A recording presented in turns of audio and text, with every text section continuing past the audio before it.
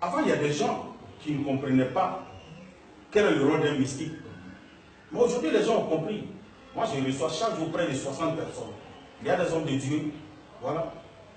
Il y a tout dedans. Je ne vais pas dévoiler ici, je ne vais pas dire le nom de quelqu'un. Mais je sais pourquoi ils viennent me voir. Près de 60 personnes tous les jours. Ce n'est pas petit. Parlez des hommes de Dieu, vous voulez dire que les pasteurs viennent vous voir, c'est ça? Mais écoutez, les pasteurs, ce sont les amis, ils viennent me voir chaque jour. Ah oui? Oui, ils viennent me voir. Je ne peux pas citer les noms. D'accord, on ne citera pas de noms. Homme politique, voilà, pasteur, homme de Dieu, tout et tout. On ne citera pas de noms. Mais nous allons voir ensemble, avec nos téléinternautes, de quoi s'agit-il? Vous parlez de quoi quand les pasteurs viennent vous voir? Vous qui n'avez rien à voir avec eux, qui êtes, je ne dirais pas féticheur, mais vous êtes mystique. Et les pasteurs dénoncent, décrivent même les mystiques.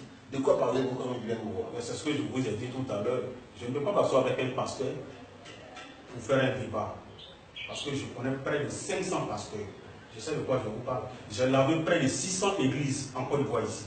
Je sais de quoi je vous parle. Vous comprenez? Koné Minieri a lavé près de 600 églises en Côte d'Ivoire avec les médias. Vous comprenez? Oui. Donc je sais de quoi je parle. Et les pasteurs avec? Je suis à l'écran, je parle. Je n'ai pas peur. Je n'ai pas peur de quelqu'un. J'ai confiance en moi. Je sais de quoi je parle aussi. Ou bien, voilà, celui qui ne croit pas, qui vient me défier aussi. Et on verra entre nous à qui Dieu a donné vraiment le pouvoir. Voilà, donc les pasteurs viennent me voir pour des choses que je ne peux pas rentrer, je ne peux pas dire de non. Mais Jésus n'a jamais mis la main sur quelqu'un puis il est tombé. Que les gens se réveillent. Ah oui, il faut que les Africains se réveillent. Les Blancs ont compris ça il y a longtemps. Et ils ont pris ça pour faire promesse. Ils ont déjà classé ça. Ça est dans l'air aussi. En clair, les pasteurs qui mettent la main pour que les gens tremblent, là, vous leur donnez un petit quelque chose, là. Mais c'est des secrets. Il y a un animal en brousse qu'on appelle l'alligator. Ça ne fait pas qu'on fait ça. Vous comprenez?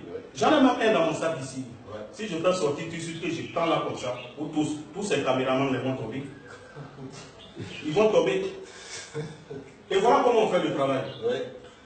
Quand on essaie de, je ne veux pas rentrer dans les détails, mais on fend la paume, on fait une poudre et on met dedans. Vous comprenez? Ou on peut fendre ici.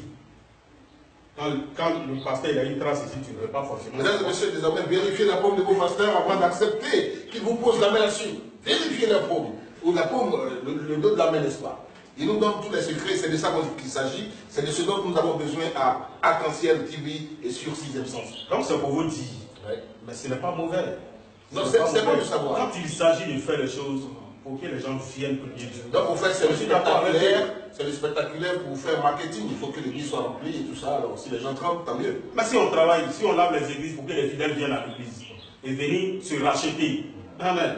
Le médium il est déjà béni aussi par Dieu. Parce que grâce à moi, il y a 1000 fidèles aujourd'hui dans une église.